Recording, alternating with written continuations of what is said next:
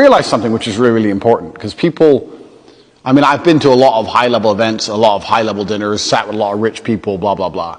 But when you go to a Bugatti dinner, it's interesting because, you know, everybody there is extremely rich, but they're all from different backgrounds. You have some people who are just daddy's money, some people who have made their own money in real estate, some people who have made their own money doing X, Y, Z. Then you have the Bugatti guys themselves who are trying to sell cars and work for the brand, and they have a very unique life. Of course, if you work for Bugatti, you have a very unique life.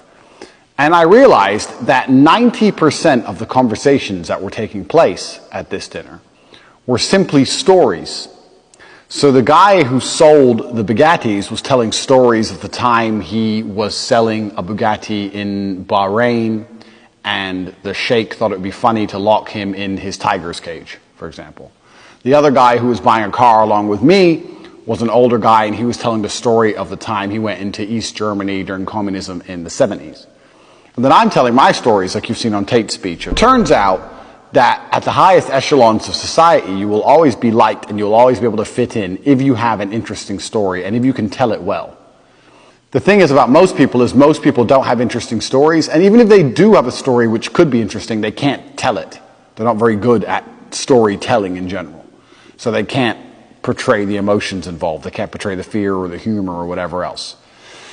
But that was my observation. I kind of always knew this to be true, but I sat there, and after 3 hours of dinner, I realized all we did was basically take turn telling cool stories. And this is what rich people, cool people, interesting people who live interesting lives do. They have stories to tell.